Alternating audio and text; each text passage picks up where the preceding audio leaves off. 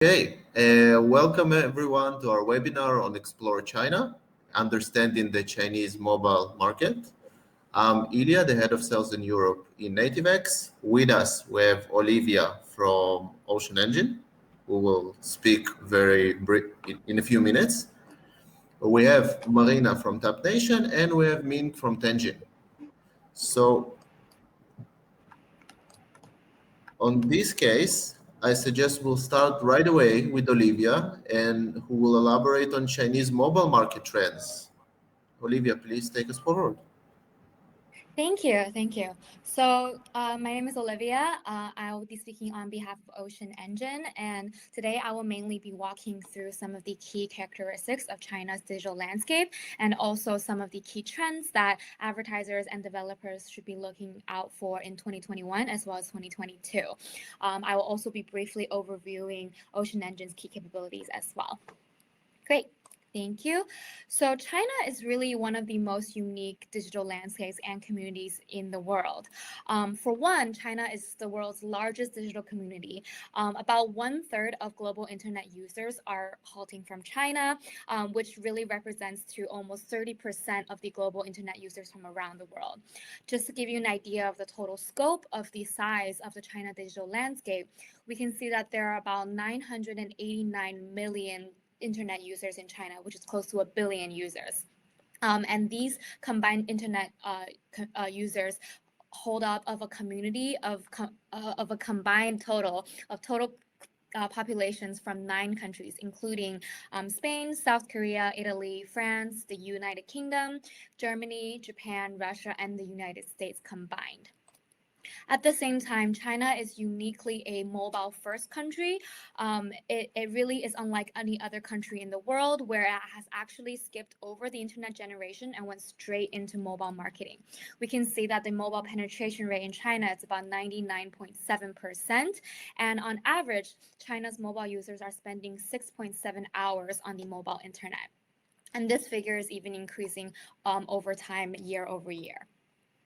Chinese netizens really do love their apps. On average, Chinese citizens has over 60 apps on their mobile device, and we can see that in terms of average activity spent, there's a lot of instant messaging users, mobile users here in China. But what's also uniquely what's also a unique characteristics that is important to point out is that video and short video users are also a huge community here in China. Some of the key megatrends that we think are really interesting to look out for 2021 and as well as 2022 onwards are 3 key megatrends. The first being short video. So short video has really become a must-have for mobile marketing here in China.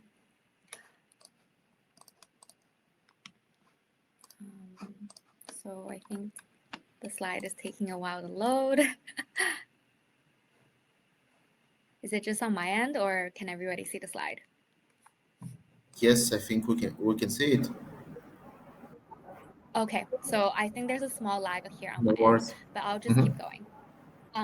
So short video is ranked top in terms of average daily time spent. You can see that there's about 879 million short video users in China, and they on average are spending 110 minutes per day on the short videos. We can also see that in terms of distribution of average daily time spent on mobile app categories by users here in China, about 30% of them are users are spending about 30% of their time every single day on just short form video, and it's well ahead of even instant messaging and mobile gaming and news. Moving on, short video is also very, very attractive to advertisers here in China. We can see that in terms of the overall ad spend between 2019 and 2020, the total ad spend on short videos had actually in this category has actually outspent search engines and has overtaken search engine to take the number 2 spot among all the digital ad categories, just behind e-commerce. The second mega trend that brands as well as advertisers should really be looking at is the e-commerce trend. Now, e-commerce is not anything new per se to any markets, but it's important to note that China is really dominating the e-commerce landscape, and it's seeing an expansion that is happening at a rate that is faster than anywhere else in the world. We can see that for the first time in history, a majority of retail sales from the entire China will actually be occurring online. We can see that China actually represents about 50% of total e-commerce sales. And between 2016 to 2020, in just 4 years, the share of online sales has actually doubled. A lot of these a lot of these trends are actually contributed to four main factors here in China. One is, as I've mentioned before, an overall mobile reliance by China's mass digital natives, but also with the emergence of China's top e-commerce giants, as well as innovative digital payment systems. It has really driven the overall e-commerce inclinations here in China. At the same time, some of the things that are unique to the current landscape are, pandemic-driven offline O2O habits, as well as low-cost and efficient delivery systems. There's also a rise of social commerce here in China, and while I can't play this video from The Economist, it's really quite interesting to see how much commerce has really changed in a digital sphere. For one, social commerce really relies on word of mouth marketing within close circles, or even your social circles from a mass platform. But at the same time, it's really focused on social media content, and that combined with e-commerce really contributes to a more innovative format of e-commerce. It is projected that in 2021, the total commerce and the total sales from social commerce formats will actually be about 363 billion US dollars just here in China. The third megatrend that we're seeing here is live streaming. So live streaming has actually become very, very mainstream here in China, and is really accelerating all these types of digital transformations across different industry and verticals. So live stream is really the mainstream format here in China. So there's about 17 million live stream users in China, which represents a penetration rate about 62% among all Chinese internet users. This far exceeds any other nations in the world. At the same time, about 66.2% of users are actually shopping via live stream. It is actually the second most popular channel for online shopping in terms of user penetration. And last but not least, the live stream e-commerce market is really quite huge. It is projected that it will be about 300 billion US dollars in China for 2021. So live streaming is also really shaping all these different digital transformations across different verticals. We can see that it's really influencing the entertainment industry, from live shows to live gaming to live fitness, to even e-education, e-learning, as well as tourism, live tours, and last but not least, e-commerce. So we've really showcased all these key trends and characteristics of the China digital market, but now it is more important to see how advertisers, developers, and even brands can really find success here in China through digital marketing. So I wanted to introduce you guys to Ocean Engine. Ocean Engine is really a leading platform here in China for digital marketing. It features an integrated product portfolio that includes some of China's top media platforms. We have Toutiao, which is the top destination for hundreds of million people in China to obtain their daily news. There's about 5 billion average daily views across 100 verticals here in China. We also have Douyin, which is China's leading destination for short-form mobile videos with a whopping 600 million daily active users. There's also our audience network app, which is called Pango or Chuanshanjia. This is a one-stop platform for mobile developers to really boost their advertising. It offers a variety of ad solutions that will really across thousands and tens of thousands of apps within the network. So and there are so much more other apps here, including leading PUGC video platform to a more sector-focused apps like automotive-focused medias, as well as different cameras and filters, focusing on a variety of verticals as well as audience groups. Within Ocean Engine's platform capabilities, we really offer a full on an all-encompassing content platform. Within just its portfolio, there are a variety of formats featured, from short video to live streaming, as I mentioned before, is a huge trending format here in China, but also to more traditional formats like image, articles, and long videos. All of all of Ocean Engine's apps really cover a diverse verticals. We can see just from the three biggest apps from Ocean Engine, it covers a variety of verticals, from agriculture, finance, to even beauty and makeup, and even parent and kid and schooling. At the same time, our community within the Ocean Engine is really quite diverse and prosperous. There's extensive reach across all of Ocean Engine's key platforms. There's about 1.9 billion monthly active users across all of Ocean Engine's platforms. And just from a demographics perspective, we have a very balanced gender distribution. We have widespread and national reach, but also a good spread across all different age groups. Ocean Engine is also home to some of China's top influencers. Sorry, I think the PowerPoint is having lagging on my end. Ocean Engine is also home to some of China's top influencers. We can see that there are celebrity influencers who have about 67 million followers. There are also, the king of makeup, or the king of lipstick here in China, Li Jiaqi, Austin Lee. He has about 45 million followers, and he's also very, very active on the platform.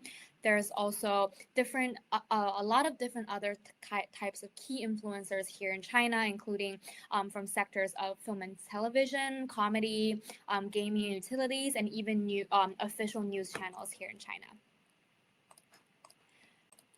Ocean Engine really also does offer a full funnel ad solutions for its clients. It offers everything from strategy and insight to creative development, content, as well as overall ad delivery. There's also a variety of capabilities within its platform that offers campaign optimization and key measurement metrics.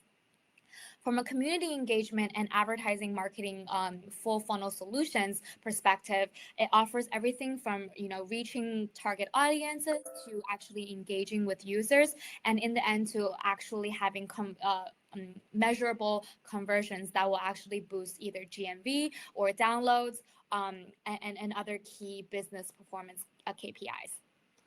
We can see that there are diversified ad solutions within Ocean Engine, from Top View, and which is a type of app open ad, and we also have in-feed ads, which actually appears along organic content, and other more traditional formats like banner ads. But we also do have things that are unique to branding and that are actually seen as more innovative formats of advertising, which comes in the form of branded hashtag challenges that actually gets users to engage with a branded campaign. There's also things like branded effects and customized shutters that actually leverages Ocean Engine's key AR and as well as VR capabilities to make the campaigns more fun. And last but not least, there are also playable ads that will actually be very, very important for gaming clients as well. We can see that all of our ad solutions have a key integration across and marketing synergy across all of our platforms, as well as all of our app portfolios. And we also do have a lot of back-end capabilities and platforms that will actually supplement all these different types of marketing efforts. So in conclusion, it's really more important than ever for advertisers to tap into the China market. Just the overall vast scale of China's mobile market really represents enormous opportunities for advertisers. At the same time, with the increased popularity of formats such as short video and live streaming, it is important that advertisers and developers should adapt their content strategy as well as marketing strategy here in China to really help make their businesses thrive. And one of the key solutions that will actually be very, very important, and the partners that they choose should be Ocean Engine. And if they're ever interested in learning more about these key capabilities that Ocean Engine offers, they should definitely reach out as well. Thanks. Thank you very much, Olivia. I'll speak very briefly about our project, flag project in Nativex, which called Explore China. Explore China is basically our flag project under which we are serving as a one-stop shop in China and offering advertisers that would like to advertise them multiple services and multiple ways to advertise in China through us.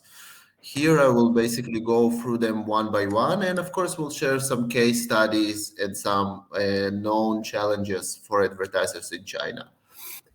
First of all, our solutions. The first solution we are discussing is basically China Top Media. Within China, you have multiple top media platforms you are able to advertise on, from Ocean Engine to Tencent to Baidu to Bilibili to Kuaishou and many, many more. For a lot of them, we are a certified partner, which means we have a very close relationship and are able to offer our advertisers inside information and of course the best deals possible to advertise on them, which increases their chances of success.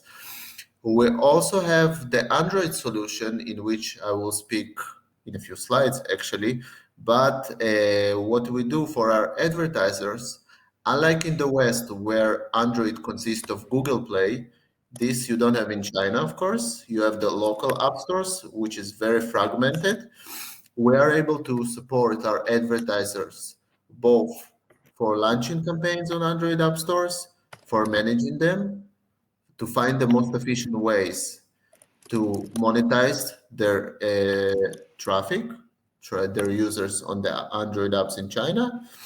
And of course, we also offer a dashboard, a dedicated dashboard that consolidates all the data from Android solution, Android app stores in China. In some cases, if you try to advertise independently, a lot of the app stores will not have an English dashboard. For our advertisers, we basically consolidate everything in one dashboard and we offer it as a solution as well. Our third solution is KOL marketing, which is increasing constantly in China. We're a certified partner for a lot of the KOL agencies in China. Today, we're in relationship with over 40,000 KOLs and over 200 MCN agencies. And more than that, we're able to offer in-house creative services for anybody that would like to conduct the campaign. So again, we're looking at the one-stop shop theme with KOL marketing as well. Last solution that we're offering our clients is everything that's related to PR, to branding, to crisis management, social media, and SEO. Basically, you come to us, you say, I would like to advertise in China, and we'll find the right solution for you. Within KOL marketing, there are multiple challenges actually. First, you have the high number of platforms, which makes it kind of challenging to choose which one are the most right for you and what is the most efficient way to advertise on them. Second, in order to learn all this information, you actually need to dedicate a significant time and expertise. It is not as few platforms on the West, they're actually a lot more in China, and you have to learn what is the most efficient way to approach each one. Also, we are able to constantly follow the government regulatory authorities with constant communication. As you probably read recently, there are a lot of regulations in China that are ongoing and changing. And as a local partner, we are able to follow each one of them and make sure you are following them as well, so no one will interrupt you in the middle of the activity, and you just have to focus on succeeding. Last part is content marketing that involves many dimensions, whether feedback that takes a long time, whether it's hard to understand the clear results. All of these we are able to meet ahead and find the right solution for them. Within China, Generation Z is the key audience for the KOL marketing activity, when 97%, almost 100 of them have online consumption experience, and 75% will be influenced by KOL activity within their purchasing and consumption experience. Here we have a very famous case study we've done internally with an app called Facetune 2 by Lightrix, which is a photo editing app. We actually helped Facetune 2 to get 3 times the conversion rates and lower their CPI by 30% with KOL marketing. The main goals here were brand awareness and also helping them with their user acquisition at scale. So what is happening while you're conducting the KOL campaign, a lot of times the CPI prices drop as well simultaneously, which enables you actually to buy more installs with cheaper CPIs. The strategy we use here is actually using doing KOL recruitment as well as doing infeed ads, as well as short video content production. And on the right side, you are able to see the key result and achievements, where we've achieved 580K video likes. There were over 12 million video ad views for the activity. The infeed advertising effort peak daily installed with over 18,000. And as mentioned before, the CPI was reduced by 30%. The conversion rate, it weren't even twice. It was actually 3 times than expected initially. Let's talk about Android marketing challenges a little bit. First of all, we're talking about a market that is very fragmented. There are a lot of app stores, actually over 400. There is less mainstream stores, of course, but you should consider this when entering the market. There is a complex regulatory process when you enter the Android market in China, and as well everything that is related to monetization and payment processing within this market. What is very interesting about this market in China is, unlike the West, where we see that iOS users are, roughly speaking, worth more LTV-wise compared to Android ones, usually. In China, the situation can be different. In some stores, when there can be equal, or Android can even surpass them in some cases. All of this you should consider and consult when conducting your Android strategy in China, and we're able to help with this. Of course, you can see here both the smartphone manufacturers, which is Apple, Xiaomi, Huawei, Oppo, Vivo, and more and more and more, and the third-party app stores, the main one, Tencent, My App, Baidu Mobile Assistant, China App Market, and Songgu Mobile Assistant, as well as others. One case study out of many that we had for our Android solution helped the popular K-pop app to get over 100,000 monthly users. We've actually launched the app on the various app stores, and as well we've conducted app localization, which is not mentioned enough usually when entering China or every other market as well, that you need to localize your app. We're able to help with this as well. Localize, not translate, to different things. For this app, we've increased the downloads and conversion to trial subscriptions. And on the right side, you can see actually the results. The monthly Android users increased by 100,000. The average time per user daily was 24 minutes. The average 30-day retention rate was 32%, and the trial subscription rate was 40%. Below, you can see also the cumulative download main Android app stores in 2020.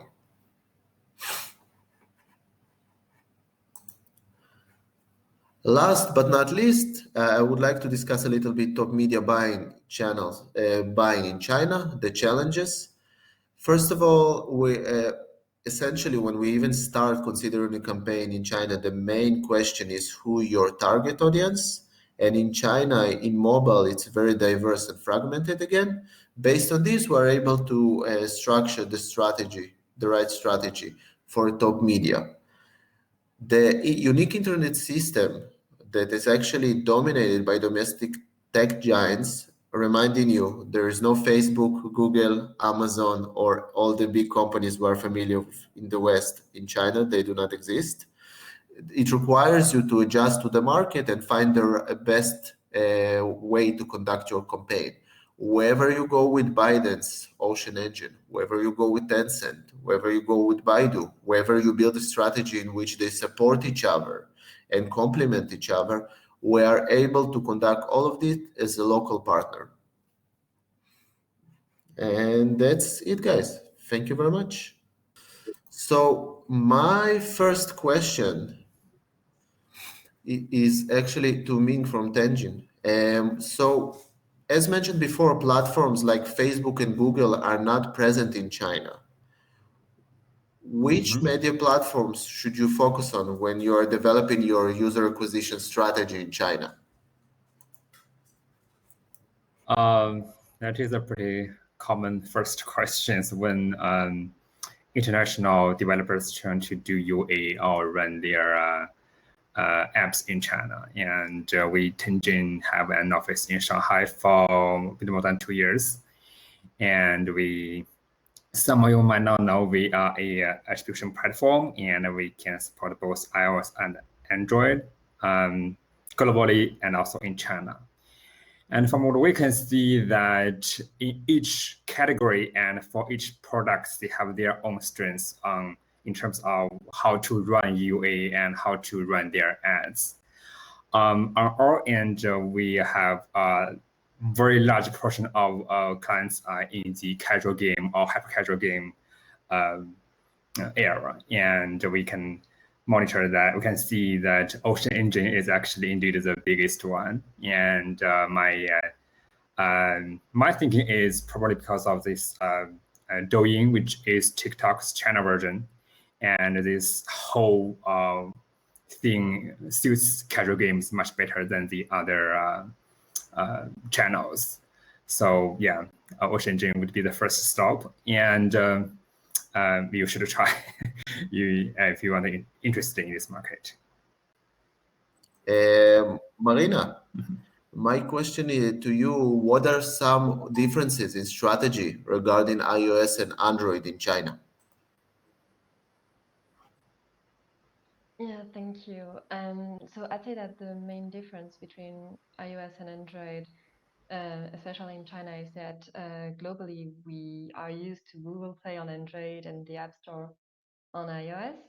And this difference does not apply in China because Google Play does not exist in China, and we have a variety of stores which all respond to their own rules and have to be the object of different strategies. So yeah, I'd say that the main difference between iOS and Android is that you cannot just adapt your strategy over there. On Android, you have a fragmented market, and between all the stores you've showed before, Ilya, including Vivo, Oppo, Huawei, Xiaomi, etc. And all of the stores have different rules, so we usually recommend to have a partner in China to start on Android, because this local partner will help you comply with all the rules set by those different markets. And regarding iOS, the situation is a little bit more, I would say, specific, because iOS is still owned by Apple, and you can just publish your game on the App Store or your app on the App Store. But still, it doesn't mean that you can just use the same strategy as globally, because all the networks, all the monetization and UA channels are completely different. So there is a choice to make between reaching out to a partner as well, or maybe self-publishing. But you still have to know well your market, and yeah, that's what I say would be the main differences. Thank you very much, Marina. I'll go to Olivia. Olivia, what are the main misconceptions people has about the Chinese market and consumers?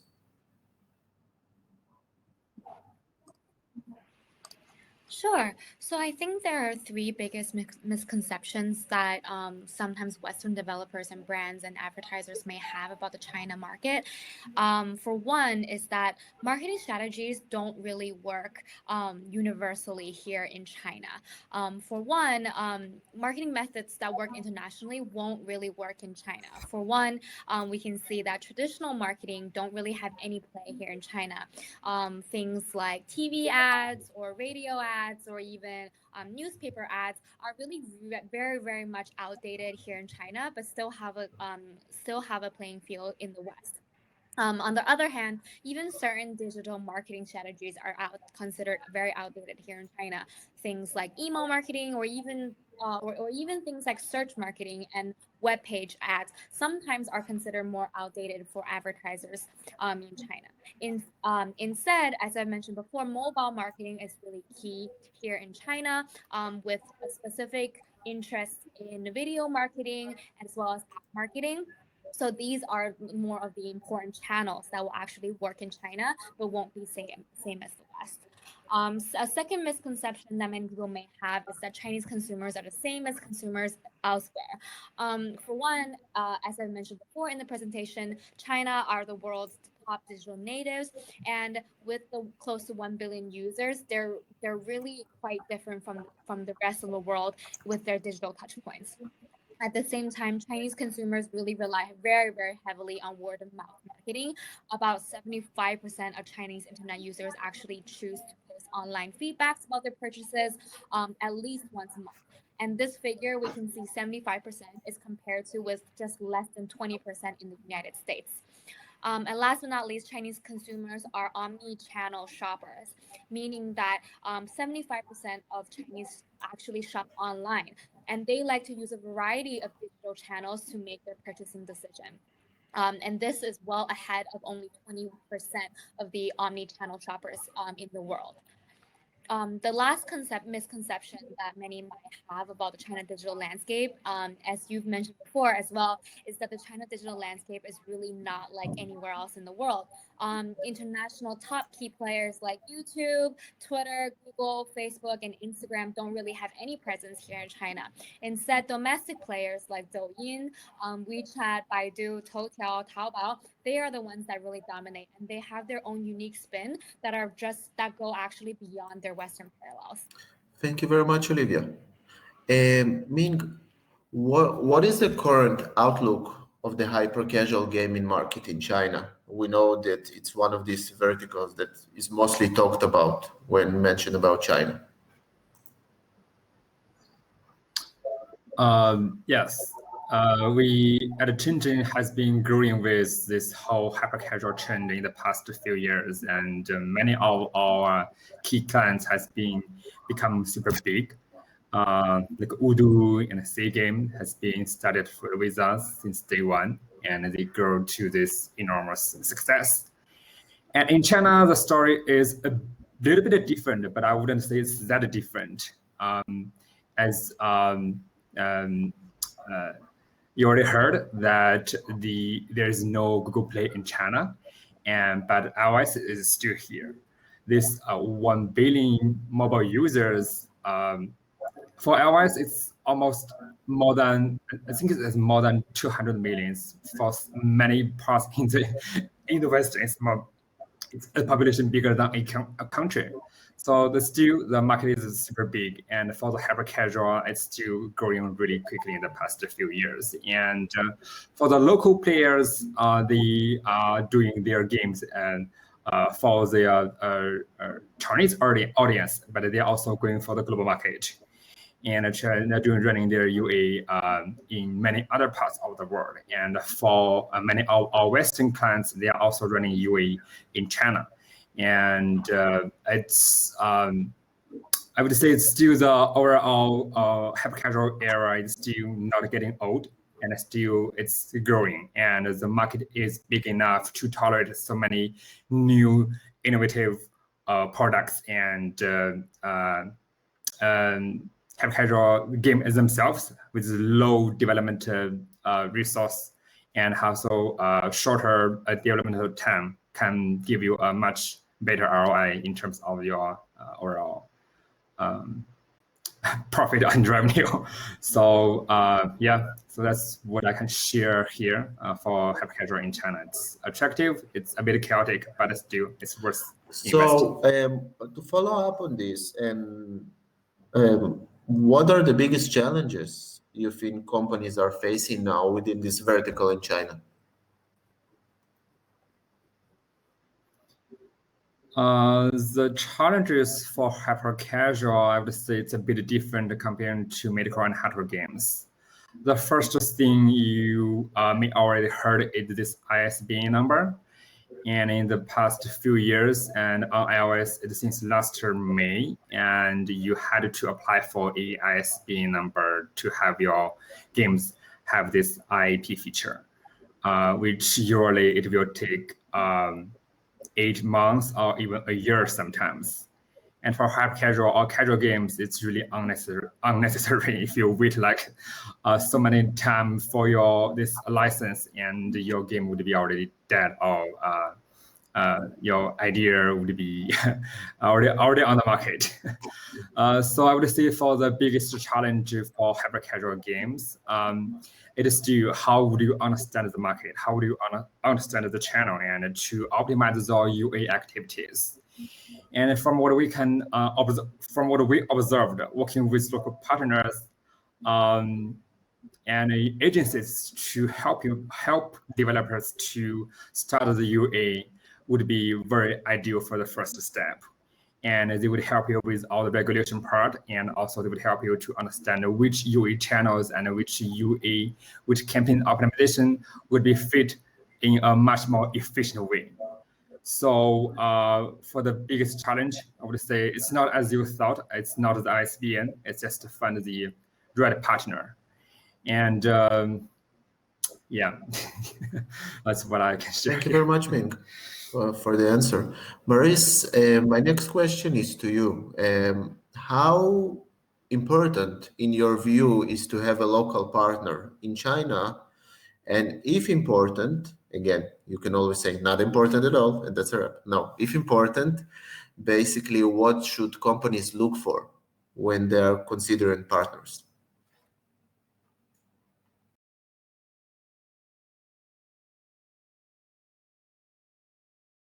Well, I will talk for the hyper casual gaming market as well, just like me.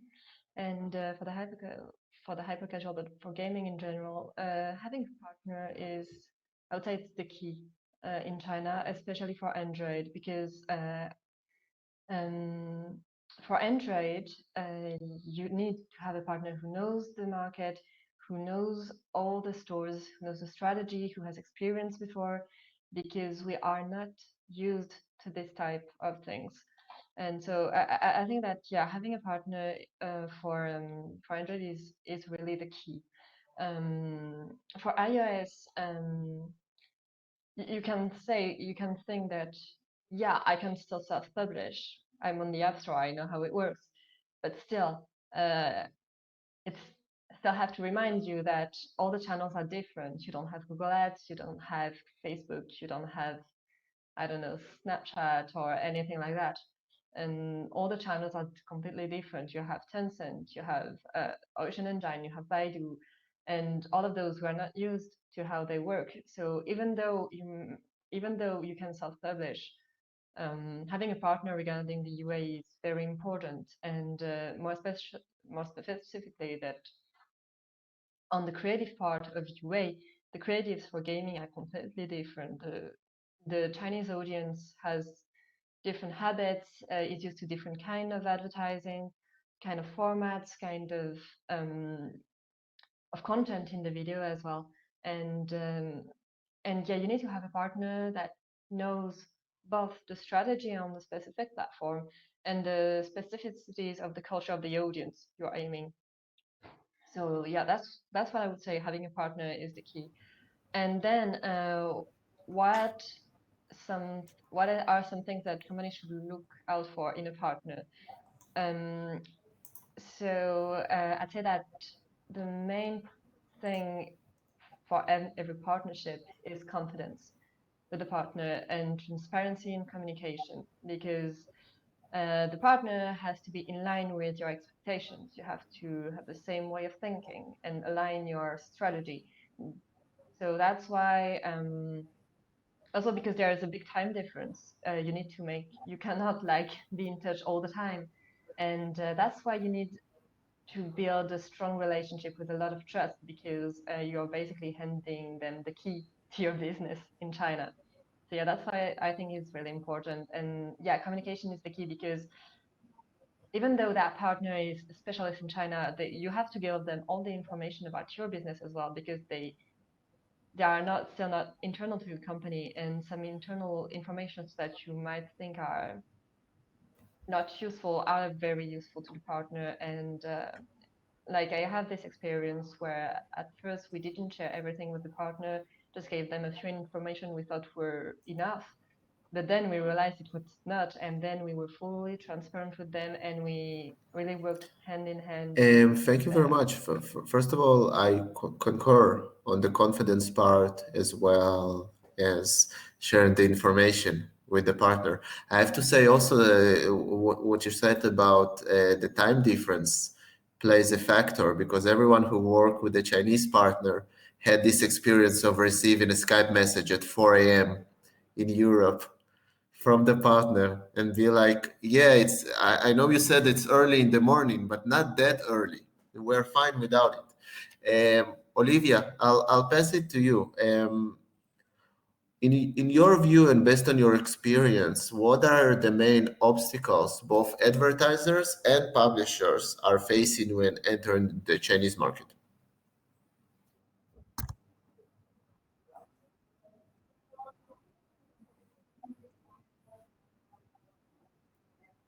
Biggest obstacles that I've mentioned already in my in the previous panel question was that, I think advertisers and publishers are just woefully unaware of the difference in landscape overall between the Chinese market and the rest of the international market. At the same time, after they have this basic understanding, it is also very important for them to be able to adapt with the evolving and increasingly sophisticated and mature market dynamics here in China. The market is getting more and more complex every single year with the kind of players that are involved, but also with the different formats and the different partnerships that you can have. It's also very, very important that these advertisers and publishers maintain a good understanding on the Chinese audience, so that they can really leverage some of these key consumer behavioral transformations and be able to address key pain points in their marketing efforts. And thirdly, I think it's also important to know that there's overall an increased need for more comprehensive and integrated digital business marketing solutions here in China.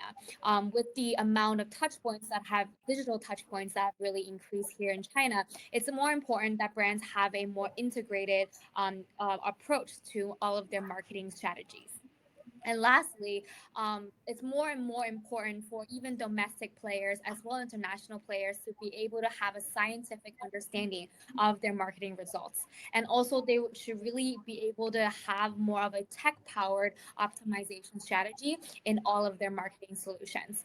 And that's one of the reasons why Ocean Engine is such a great partner to get business with, just because of the fact that its capabilities not only offers a more in-depth analysis of some of the key audience groups here in China, but because of its well-integrated portfolio of products, it's able to address all these different pain points as well as these different touch points, digital touch points that consumers may have here in China. Also, at the same time, being a kind of tech-powered giant, Ocean Engine really does offer a comprehensive, science-backed and also data-backed series of solutions here for all these different advertisers and publishers. Thank you very much, Olivia. Into the China Thank you for this answer.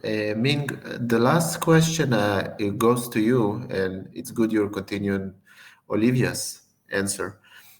How important are national holidays in China for advertisers that is actually planning an activity there, both New Year as well as other holidays?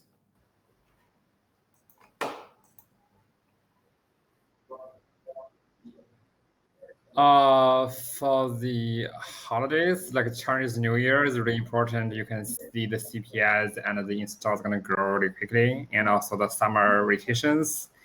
And then there's also the Mid-Autumn days. It's like a Lenten holiday in somewhere in September or October. Yeah, and for each a couple months, there was a short, like a golden week kind of holiday, like in each May 1st and also October 1st. There are 1 week long holidays. So the numbers are going to look quite different, and you need to pay attention to those holidays. Yeah, that's the holiday part. It's a bit different from compared to Europe. It's like so scattered. Yes, of course. Yeah, if I Mhm. can jump in a little bit on the holiday part, I'd like to add that the holiday calendar is completely different Mhm. from what we have on the Western markets first. And it's a huge thing for companies to take them into consideration, because first it's a big point for customers that will understand that maybe the the company is really paying attention to them and to their, maybe not their needs, but like to just not only translate their idea but fully localize them and adapt to the local market.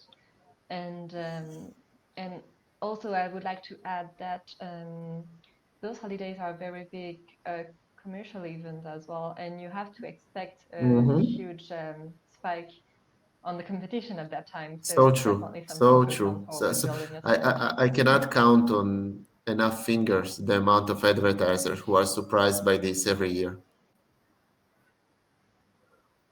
So, guys, thank you very much for participating on the panel and on this Yeah, webinar. definitely. And have a great day. And I hope we'll get to do another one in the near future.